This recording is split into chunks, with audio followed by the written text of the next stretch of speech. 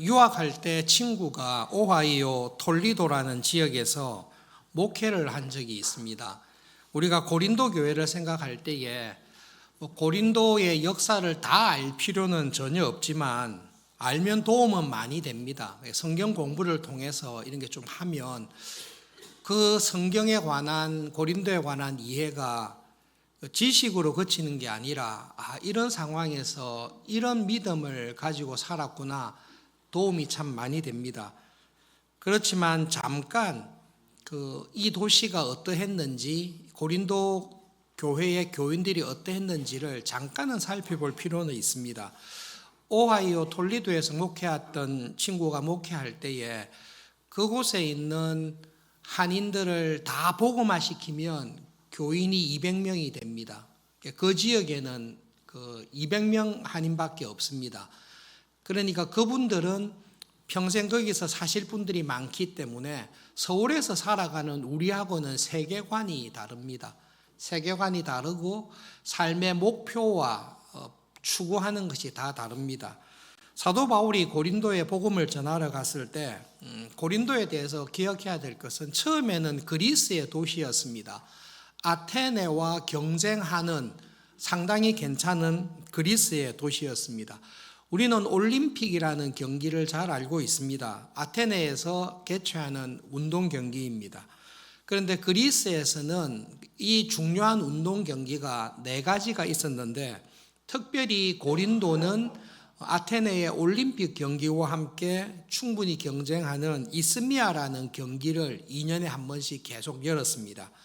사도 바울이 고린도서를 쓸 때에 경기하는 자가 이렇게 할 때에 사도 바울이 고린도에서 이스미아 경기를 보았을 가능성이 굉장히 큽니다.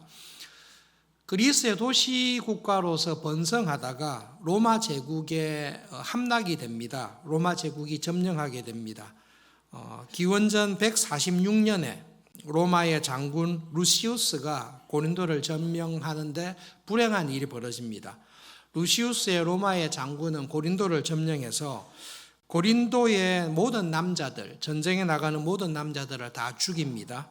로마에 반항을 했기 때문에. 그리고 고린도에 있는 여자와 어린아이들은 전부 다 노예로 팔아버립니다.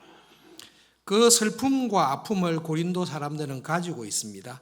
그러다가 기원전 46년에 여러분이 아는 줄리어스 시저가 로마의 황제가 되었을 때에 시저가 로마의 많은 자유인들을 고린도에 보내서 고린도에 정착하게 합니다. 그래서 고린도는 공식적인 언어가 라틴어입니다.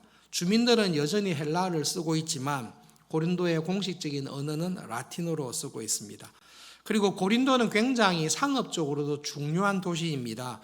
설교 시간에 살펴볼 수는 없지만 12절 이후에 있는 총독 갈리오가 있습니다. 로마의 원로원에서 본디오 빌라도는 장군을 파견한 것이고 위험지역에 원로원에서 굉장히 덕망 있고 교양이 있는 로마의 시민, 귀족을 파견하였는데 총독으로 갈리오를 고린도 지역에 파견을 했습니다. 이 갈리오가 누군고 하면 곧 이후에 교회사에 등장할 네로의 가정교사가 있었습니다. 로마의 위대한 철학자고 로마를 대표하는 사람인데 세네카라는 사람이 있습니다. 세네카의 친형님이 갈리오입니다. 그리고 세네카조차도 자기 형님 갈리오의 학식과 인격과 덕망을 많이 칭찬을 했습니다. 그 갈리오가 사도 바울이 고린도에 전도하러 갔을 때에 총독으로 있었습니다. 이런 로마의 중요한 사람이 있었기 때문에 사도행전은 연도를 정할 때 아무런 문제가 없습니다. 갈리오가 이 지역의 총독으로 있을 때는 AD 51년, 52년이기 때문에 사도 바울이 AD 51년과 52년 이 기간 중에 고린도에서 복음을 전하러 간 것이 분명합니다. 고린도에 대해서 또 고린도 전후를 생각할 때에 2가지는 꼭 기억하시면 좋은데 상업의 중심지였습니다. 로마가 볼 때도 이 지역의 중요한 도시고 특별히 항구를 끼고 있어서 상업의 중심지로 많은 사람들이 고린도에 몰려들었습니다. 그렇기 때문에 상업에 관심이 많은 탁월한 유대인들도 고린도에 많이 몰려들었고 회당이 있었습니다. 두 번째로 고린도를 생각할 때는 그리스의 신들이 많지 않습니까? 고린도가 생각하는 신은 아프로디테라는 사랑의 여신입니다. 그리고 이 아프로디테 사랑의 여신의 신전에는 성전에서 일하는 장녀들이 있었습니다. 그렇기 때문에 도덕적으로 굉장히 문란한 그런 도시가 고린도였습니다. 우리가 이야기할 때 저 사람은 서울 사람 같다, 서울 사람처럼 산다, 강남 스타일로 산다 이렇게 할 때는 좀 세련되고 그리고 좀 더 이렇게 현대적이라는 느낌을 주는데, 사도 바울이 복음을 전하러 갔을 때 저 사람은 참 고린도 사람처럼 산다, 그것은 도덕적으로 문란하고 방탕하게 산다는 표현입니다. 그래서 강남 스타일은 좋은데 고린도 스타일은 되게 안 좋은 겁니다. 사실은 고린도서를 읽어보시면 사도 바울이 놀라지 않습니까? 어떻게 교인들 사이에 그런 부도덕한 일이 있냐, 안 믿는 사람들도 그런 일은 안 한다. 그런데 너희들이 교인인데 예수님을 믿는다고 하는데 교인들이 그런 행동을 한다는 말이냐? 이해할 수가 없다. 그런데 하나님께서는 교회로 사람들을 부르실 때에 도덕적으로 타락하고 죄 가운데 살았던 사람들을 불쌍히 여기시고 구원하셔서 교회로 불러주셨습니다. 고린도 교회는 1년 6개월 동안 사도 바울이 사역을 했고 사람들이 많기 때문에 많은 교인들이 교회로 들어왔을 것으로 생각합니다. 300년까지는 예배당이 건축된 적이 없기 때문에 고린도에는 가정교회들이 좀 여러 개 많이 있었을 것이다, 그렇게 생각을 합니다. 고린도 교회에는 사람들도 많이 들어왔지만 하나님께 주신 은사도 다른 어떤 교회들보다, 이때까지 사도 바울이 전도하고 개척했던 그 어떤 교회들보다 교인도 많고 하나님께서 이 교회에 주신 은사도 많고 다른 교회에 없는 여러 가지 은사자들이 고린도 교회에는 상당히 많이 있었던 것을 기억하시면 사도 바울이 지금 복음을 전하려고 하는 이 고린도 도시, 또 그 중에 세워진 고린도 교회가 어땠을지 대강 이해할 수는 있습니다. 누가는 두 번째로 고린도에서의 사역을 기록하면서 브리스길라와 아굴라를 잠깐 언급합니다.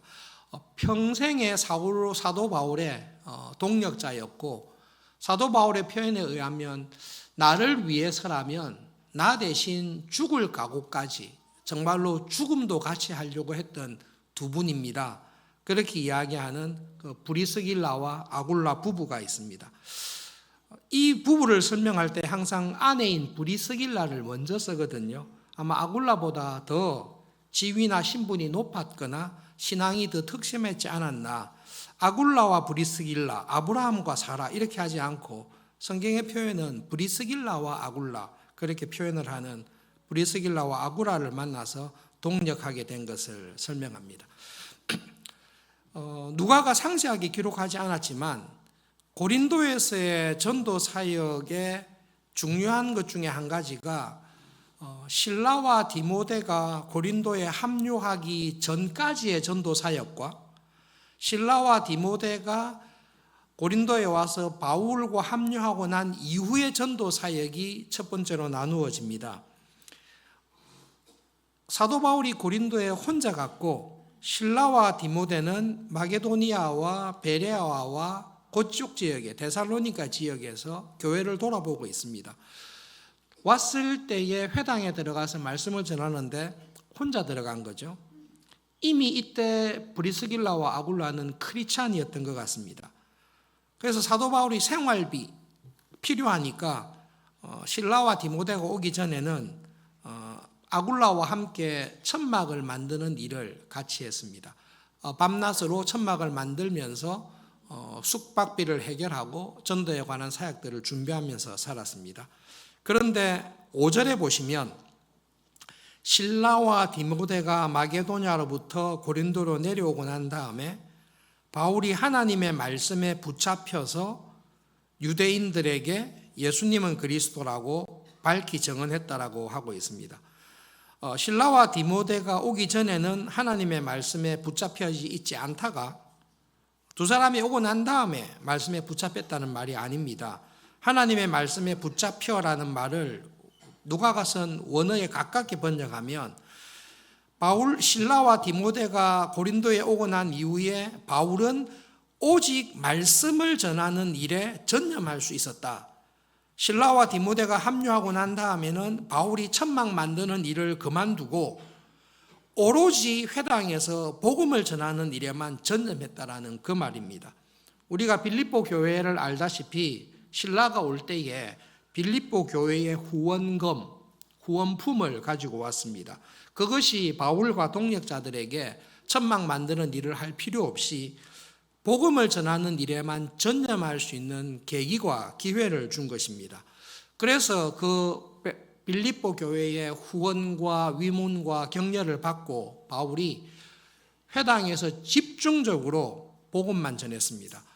예수님께서 메시아입니다. 항상 회당에 가서 바울이 전한 복음은 이겁니다. 하나님께서 약속하신 구약의 메시아가 계십니다. 그분이 하나님의 나라를 회복시키십니다. 메시아에 관한 모든 예언을 이루신 분은 예수님이십니다. 이 예수님이 우리가 기대했던 메시아입니다. 이 예수님께서 지금 하나님의 나라를 우리 가운데 이루어가고 있습니다라는 복음을 강력하게 분명하게 전하게 되었습니다. 그렇게 전하게 된 결과 회당에 있는 유대인들이 입장을 확실하게 정하게 되었습니다. 회당에서 공식적으로 출입 금지와 공개적인 추방을 결정했습니다. 그들이 회당에 있는 유대인들이 바울을 대적했습니다. 바울이 전한 복음을 거절하고 바울을 비방했습니다. 그리고 분노한 가운데 선포를 했습니다. 너 같은 놈은 더 이상 회당에 발을 들이지 못한다. 너처럼 모욕적인, 너처럼 거짓된 설교를 하는 자는 더 이상 회당 출입을 하지 못한다라고 유대인들이 분노하면서 사도 바울의 회당 출입을 금지하고 추방시켜 버렸습니다. 그렇게 했을 때 사도 바울이 그들 앞에서 옷을 털면서 당신들의 핏값 메시아이신 예수님을 거부하고 하나님의 은혜의 십자가의 은혜의 복음을 거절할 때에 그로 인한 핏값은 여러분들이 책임을 져야 됩니다. 나는 하나님의 사도로서 하나님의 복음을 당신들에게 최선을 다해 전했습니다. 파수꾼이 적군이 온다라고 이야기를 분명히 했는데 그 말을 듣지 않고 복음을 거절할 때에 당신들의 운명, 당신들의 죄에 대한 죄값은 당신들이 져야 됩니다. 라고 옷을 털면서 회당에서 쫓겨나게 됩니다. 그 이후에 사도 바울은 예수님을 신실하게 믿는 디도 유스도의 집에서 복음을 계속 전하게 됩니다. 공교롭게도 이 디도 유스도의 집이 회당 바로 옆에 있었습니다. 두 번째로 생각해야 될 것은 사도 바울의 자기 이해라는 건데요. 의외의 모습을 발견합니다. 누가가 기록한 것을 보면서도 우리가 그냥 넘어가기 쉬운데 사도 바울이 지금 고린도에서 전도하는 가운데 굉장한 두려움과 낙심과 염려 가운데 사로잡혀 있었다. 누가는 기록하고 있습니다. 바울에게 있었던 두려움과 염려가 무엇이었을까? 근데 바울과 같은 사람이 염려와 낙심에 사로잡힐까? 이 추방 이후의 사건들을 보시면 우리가 좀 이해할 수가 있습니다. 디도 유스도의 집은 사도 바울을 대적하고 추방했던 회당 옆에 있습니다. 하나님의 은혜로 그 회당장이었던 그리스보라는 사람이 회당을 떠나서 디도 유스도의 집에서 신자가 된 것입니다. 얼마 전까지 회당에서 회당을 인도하고 지도했던 회당장인데 그 사람이 예수님을 믿고 그의 온 가족이 회당을 떠나고 교회에 들어가서 예수님을 믿는 모습을 보게 되었습니다. 스테파노라는 사람이 고린도서에 있습니다. 그 스테파노스라는 사람도 고린도 교회의 첫 핵심자이고 소스데네라는 사람이 있습니다. 이 소스데네라는 사람은 회당장 그리스보의 후계자로 학자들이 알고 있습니다. 그리스보가 회당을 떠나 교인이 되었습니다. 후임자로 소스데네를 세웠는데 이 소스데네도 회당장 그리스보를 따라서 회당을 버리고 유대교를 버리고 고린도 교회의 교인이 되어버렸습니다. 그리고 에라스투스라는 사람이 기록되어 있는데 이 사람은 고린도시의 유력한 재무 공무원입니다. 고린도시의 재무 공무원, 상업이 발달한 곳인데 재무 공무원도 회당에 오지 않고 고린도 교회의 교인이 되었습니다. 안 그래도 사도 바울이 꼴보기 싫고 그가 전하는 복음에 대해서 분노하여 쫓아냈는데 회당 바로 옆에서 고린도의 첫 교회가 시작되면서 유력한 회당의 지도자들이 교회로 가고 고린도시의 재무 공무원도 교회로 가고 수많은 이방인 고린도 교인들이 교회로 가는 모습을 보면서 유대인들이 사도 바울에 대한 위협과 분노, 복수와 살기가 점점 커져갔습니다. 사도 바울이 이 위험을 느끼고 있습니다. 사도 바울은 이 고린도에 있는 유대인들이 자기에 대해 가지고 있는 살기와 보복과 이 복수의 열심을 충분히 이해하고 있습니다. 자기가 전직 바리새인으로 스데반이 했던 설교를 보면서 죽여야 된다. 저런 인간은 같은 땅에 숨쉬고 살 수 없다. 반드시 죽여야 된다. 앞장서서 죽였던 사람이 바로 사도 바울 자신입니다.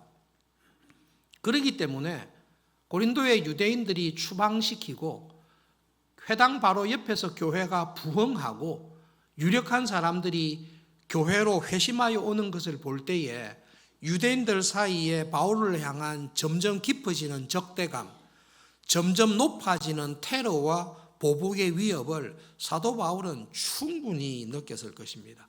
자기의 전직 경험을 보면 충분히 이해됩니다. 스데반 죽였을 뿐만 아니라 예루살렘에 있는 예수쟁이들을 샅샅이 잡아서 감옥에 넣고 그것도 성이 안 차서 다마스커스까지 쫓아가서 잡아서 죽일 것이다. 그렇게 했던 자기의 열심을 볼 때에 자기의 열심보다 셌으면 셌지 지금 유대인들이 자기에 대해 가지고 있는 그 위협이 얼마나 큰 것을 알고 있습니다. 게다가 사도 바울에게 한 가지 큰 변수가 생깁니다. 본문에 누가가 자세히 기록 안 했지만 성경을 쭉 공부하다 보면 마게도니아에서 돌아와서 함께 사역했던 실라와 디모데가 바울을 떠나게 되고 바울 혼자 남게 됩니다.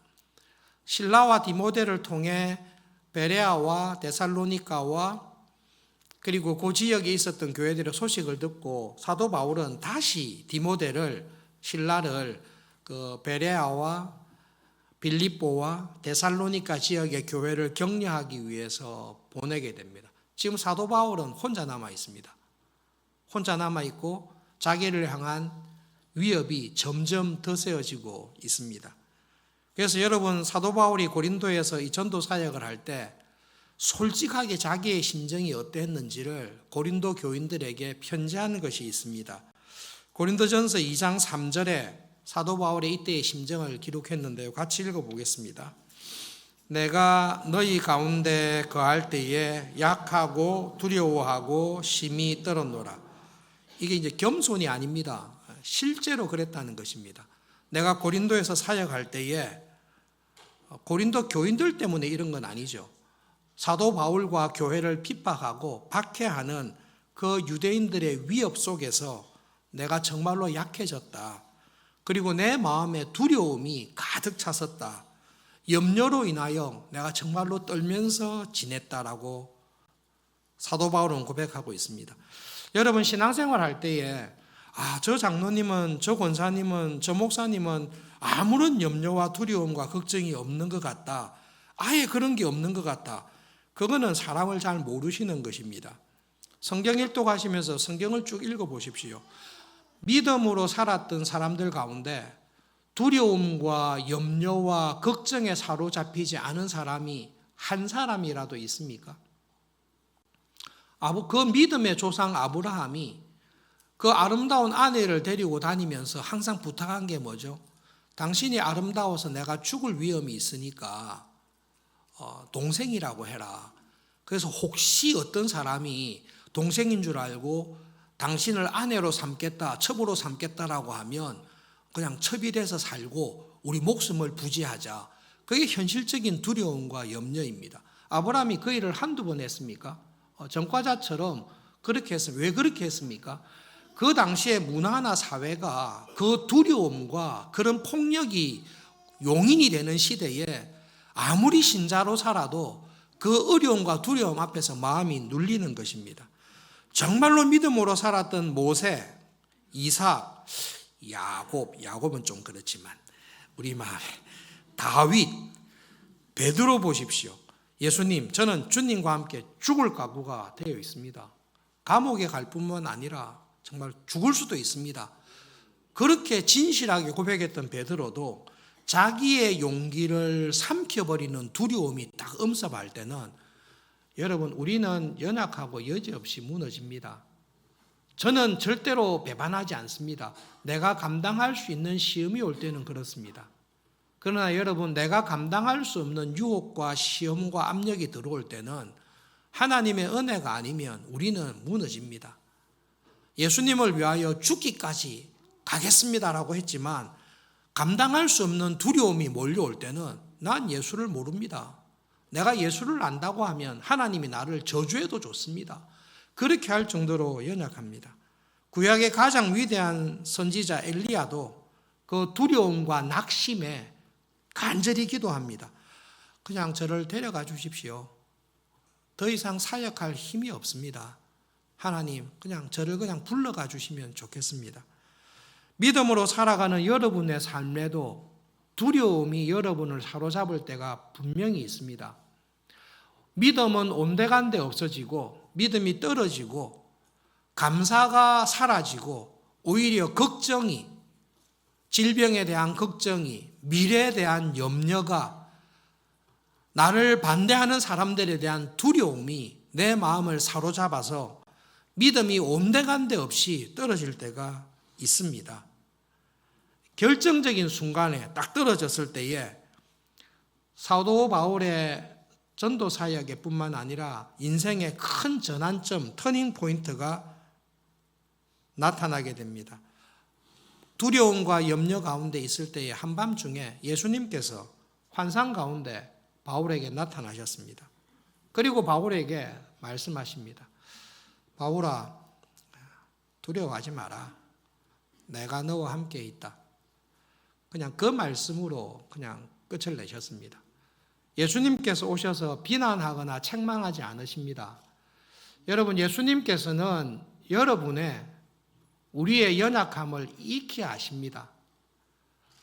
내가 또 실망하고 또 낙심하고 또 믿음이 떨어졌구나.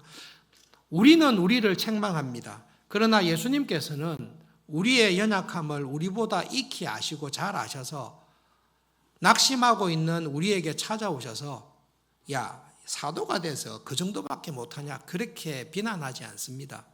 내가 너의 연약함을 안다. 너의 두려움이 얼마나 큰지를 안다. 그런데 너의 두려움보다 내가 너와 함께 있다라는 것을 기억하면 좋겠다. 바울아, 힘을 내라. 이 두려움이 너를 무너뜨리지 못할 것이다. 너를 죽이려고 하는 사람들이 네가 고린도에서 사역하는 동안 절대로 너를 손대지 못하도록 데살로니가에서처럼, 베레아에서처럼 이때까지 선교할 때마다 있었던 그런 매맞음과 투옥과 육체적인 고통 당하는 일이 고린도에서는 없을 것이다. 내가 너를 보호해 줄 것이다. 사도 바울에게 위로하시고 그의 영혼을 회복시켜 주십니다. 그리고 하나님께서 바울에게 놀라운 약속의 말씀을 하십니다. 이 도시에 하나님 나라의 백성으로 교회로 부를 내 백성들이 많이 있다. 그러니 담대하게 복음을 전해라.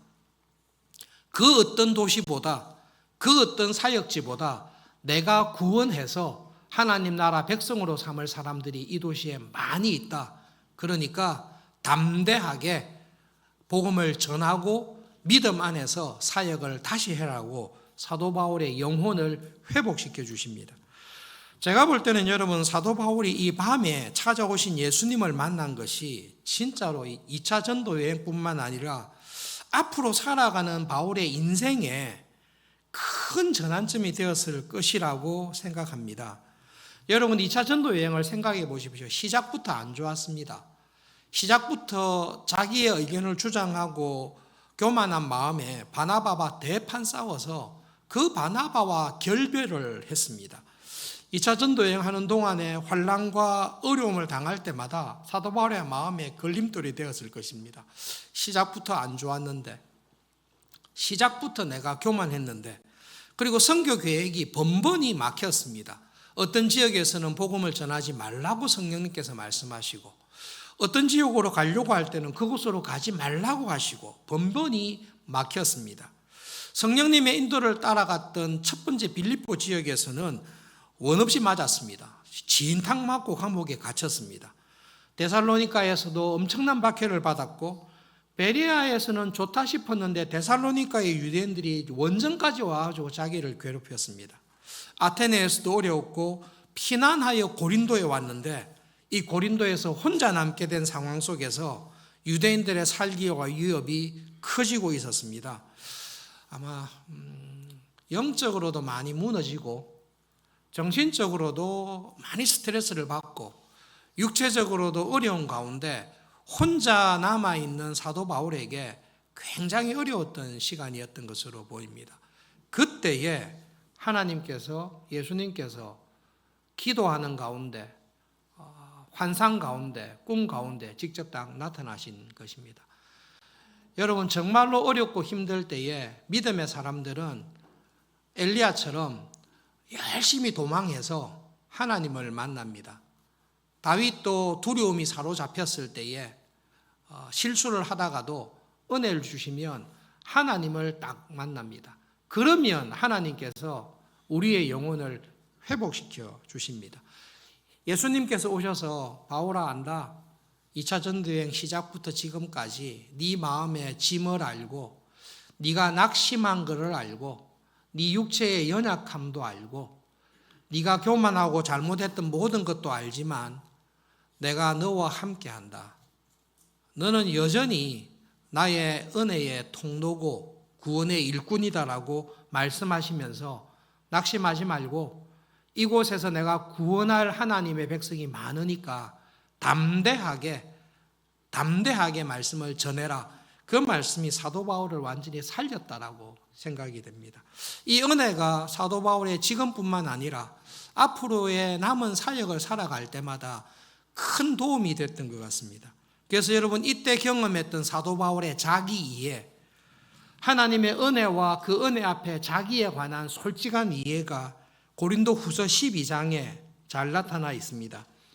고린도 후서 12장 1절부터 4절, 7절부터 10절에 있는 말씀을 이 말씀을 기억하면서 한 절씩 교독하겠습니다. 무익하나마 내가 부득불 자랑하노니 주의 환상과 계시를 말하리라.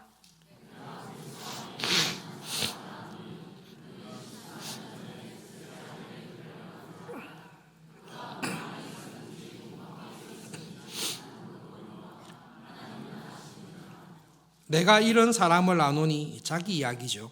내가 이런 사람을 아노니 그가 몸 안에 있었는지 몸 밖에 있었는지 나는 모르거니와 하나님은 아시느니라.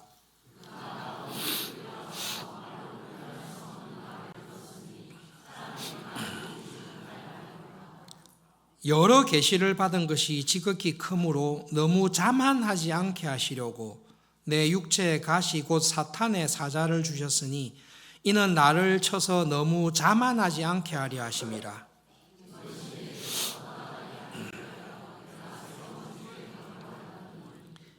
나에게 이르시기를 내 은혜가 내게 족하도다. 이는 내 능력이 약한 데서 온전하여 짐이라 하신지라. 그러므로 도리어 크게 기뻐함으로 나의 여러 약한 것들에 대하여 자랑하리니 이는 그리스도의 능력이 내게 머물게 하려 함이라.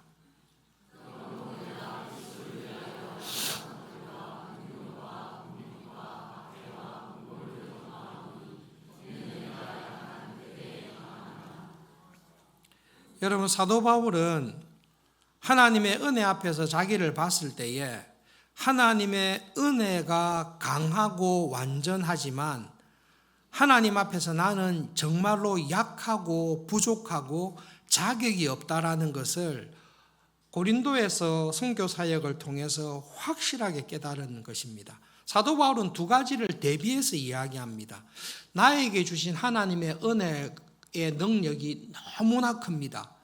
하나님께서 나를 통해 역사하시는 성령님의 능력은 정말로 크다라는 것을 이야기합니다.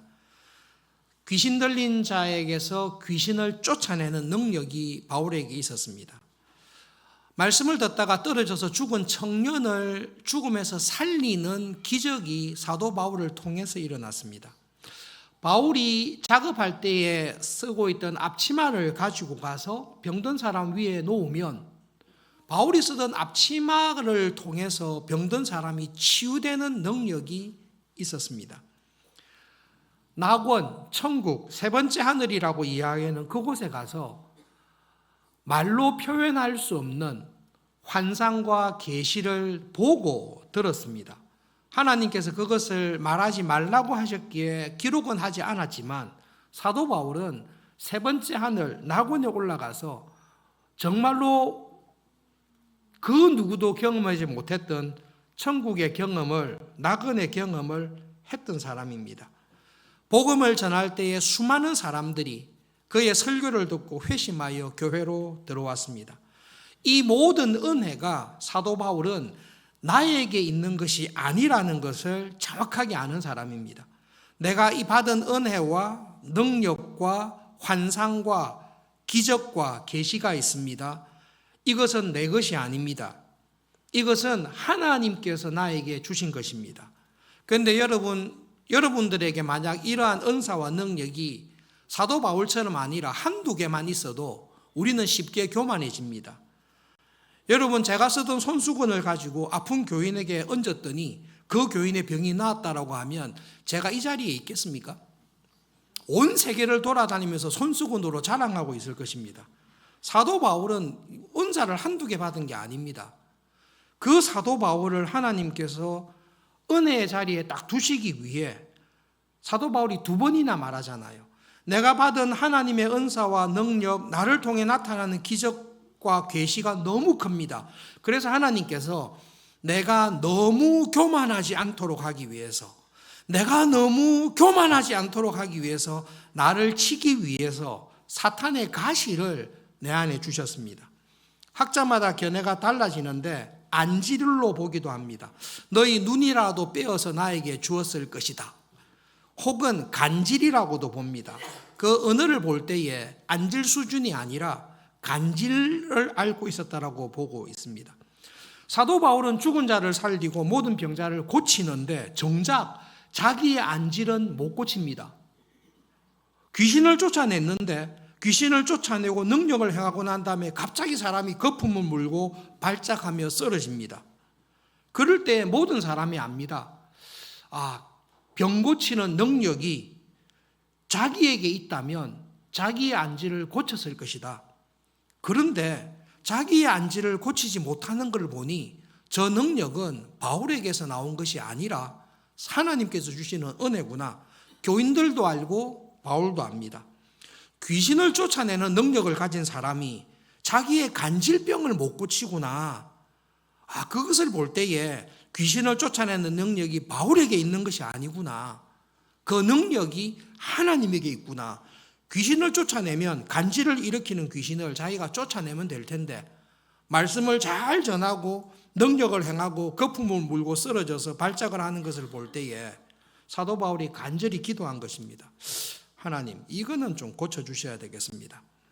간절히 겟세마네에서 3번 기도하셨듯이 간구했을 때에 하나님께서 주신 말씀이 있습니다. 너 이거 안 주면 너 교만해진다. 반드시 교만해진다. 교인들은 눈치채지 못할지라도 네 마음속에 있는 교만이 분명히 너를 삼킬 것이다. 네 연약한 가운데 있는 게 훨씬 낫다. 그것이 네가 은혜 안에 거하도록 하고 그것이 너를 내가 기쁘게 쓰는 겸손한 종, 하나님의 은혜의 통로가 되도록 너를 지켜주는 것이다. 사탄은 너를 괴롭히기 위하여 주었지만 하나님께서는 그 사탄의 가시를 사도 바울이 은혜가 되도록 만들어 주시는 것입니다. 우리 가운데 여러분들 가운데 많은 염려와 연약함이 있을 것입니다. 질병이 있을 수도 있고 말하지 못하는 약점과 가난함이 있을 것입니다. 그것은 여러분을 괴롭히지만 하나님께서는 여러분을 괴롭히는 사탄의 가시와 같은 그것을 하나님의 은혜를 더 의지하도록 하시는 은혜의 방편으로 쓰십니다. 사도 바울이 그것을 깨달은 것입니다. 그래서 사도 바울이 평생 고백하는 것이 있습니다. 나는 하나님 앞에서 그리고 사람과 교회 앞에서 나의 연약함을 진심으로 자랑합니다. 왜냐하면 실제로 우리 연약하잖아요. 센 것처럼 보이지만 그 성령님께서 나를 주장하시고 충만히 거하실 때는 센 것처럼 보이지만 실제는 우리는 연약하고 두려움과 낙심과 염려와 실망 속에 잡힐 때가 많이 있지 않습니까? 그런데 그런 연약함과 두려움이 올 때에 그 연약함과 염려와 두려움을 가지고 하나님의 은혜를 의지하는 은혜와 기도의 자리에 우리를 불러주시지 않습니까? 사도 바울이 그 비밀을 깨달은 것입니다. 하나님께서 나의 약함을 통해서 하나님의 은혜의 능력이 온전하게 되는 거구나. 하나님의 은혜와 능력은 나의 약함과 부족함을 통해서 온전히 드러나는 것이구나. 나에게 부족함과 약함과 죄가 없다면 나는 자만하고 분명히 교만하게 될 것이라는 것을 아는 것입니다. 하나님의 은혜가 사도 바울을 살렸듯이 여러분을 익히 하시는 하나님의 은혜가 여러분을 살려주실 것입니다. 그러므로 여러분, 지금 여러분의 마음을 누르고 있는 두려움이 혹시 있습니까? 여러분의 마음을 낙심하게 하는 질병이나 고통이 있습니까? 내 마음속에 끈이 누르고 있는, 오랫동안 가지고 있는 염려가 있습니까? 그것은 하나님의 은혜를 더 온전하게 경험하게 하시는 하나님의 은혜의 통로가 될 것이라는 것을 진심으로 믿으시고 그 믿음을 가지고 담대하게 하나님 앞에 나와서 기도하시고 은혜를 경험하실 수 있기를 바랍니다. 예수님께서 하신 말씀, 예수님께서 낙심한 바울을 찾아오셔서 하신 말씀을 여러분이 기도의 자리에 와서 하나님의 은혜를 구할 때에 성령님께서 똑같이 말씀하십니다. 두려워하지 마라. 내가 너와 함께한다. 내가 너를 붙잡아 줄 것이다. 그 어떤 것도, 그 어떤 사람도, 죽음조차도 너를 내 손에서 빼앗아가지 못할 것이다. 세상 끝날까지 정말로 너와 함께하고 너를 통해 이루기 원하는 이 모든 일들을 반드시 이룰 것이다 라고 예수님께서, 성령님께서 기도하며 은혜를 구하는 여러분의 마음을 붙잡아 주시고 그 은혜를 주실 것입니다. 이 주신 은혜를 생각하면서 우리가 잘 아시는 가스펠송을 함께 부르면 좋겠습니다. 여러분을 지으신 분이 하나님이십니다. 교회로 부르시고 여러분의 삶을 인도하시는 분이 하나님이십니다. 이 땅에서의 남은 삶을 살아갈 동안 진짜 마지막 호흡이 닿을 때까지 하나님께서 은혜로 바울을 붙잡아 주셨듯이 나를 붙잡아 주실 것을 믿습니다. 이 고백을 가지고 함께 찬양하고 이 찬양한 대로 살아가는 우리가 되면 좋겠습니다.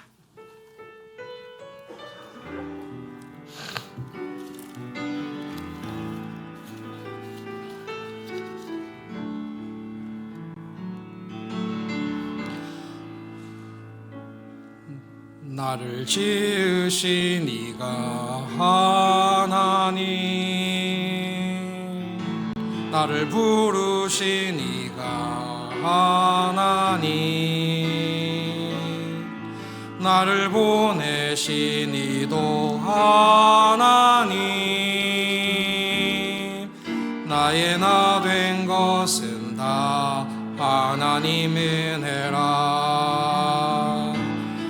달려갈 길 다가도록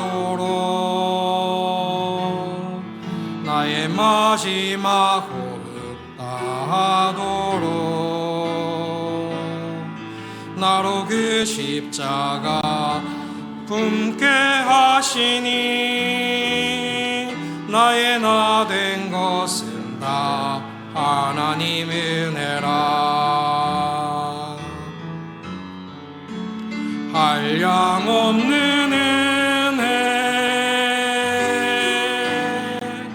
갚을 길 없는 은혜,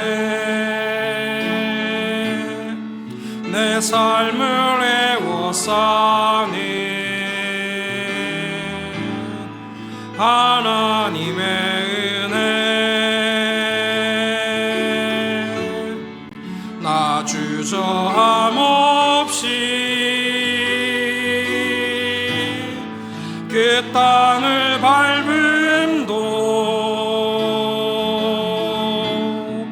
나를 붙드시는 하나님의 은혜. 한량없는 은혜, 한량없는 은혜, 갚을 길 없는 은혜,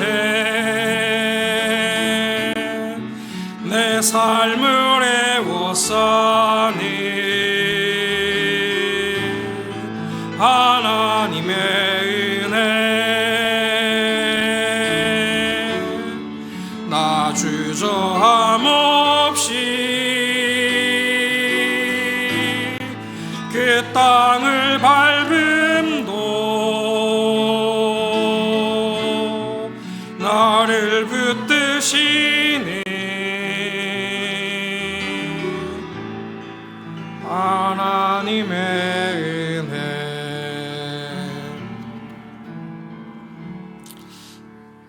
말씀을 기억하면서 기도하겠습니다. 바울을 찾아오셔서, 나를 찾아오셔서 두려워하지 마라, 염려하지 마라, 내가 너를 붙들고 있다, 내가 너의 삶을 주장하고 있다, 이 땅에서의 삶뿐만 아니라 그 이후의 생명을 내가 주장하고 있다 말씀하시는 그 하나님을 믿는 믿음으로 나를 회복시켜 주십시오. 내 마음을 누르고 있는 것, 낙심하게 하는 것, 염려하던 모든 것을 주님의 십자가 앞에 내려놓는 은혜를 주십시오. 그리고 하나님, 저를 통해 이루기 원하시는 그 일들을 온전히 이루어 주십시오. 그 하나님의 뜻을 이루는 은혜의 도구로, 은혜의 사람으로 쓰임받으며 살아가는 이번 한 달 남은 삶이 되게 해 주십시오. 기도하겠습니다.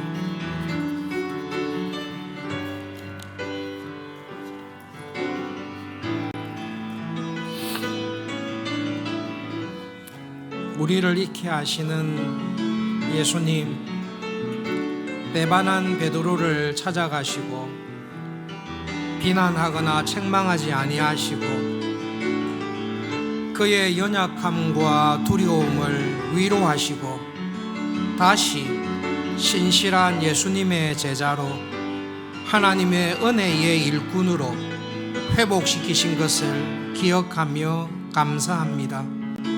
내 삶을 누르고 있는 모든 두려움과 염려와 낙심을 주님께서 아시고 그 모든 것을, 나의 모든 연약함조차도 하나님의 은혜의 통로로 쓰시는 것을 기억하며 감사합니다. 이 시간 살아계신 하나님, 내 삶의 모든 일을 통해 하나님의 섭리와 뜻을 이루시는 그 하나님을 다시금 바라봄으로 우리의 영혼이, 우리의 삶이 다시금 일어서게 해주십시오. 그리고 하나님, 잠시 동안 살아가는 이 세상에서 하나님의 은혜의 통로로, 하나님의 능력과 위로의 통로로 쓰임받으며 살아가도록 우리를 축복해 주십시오.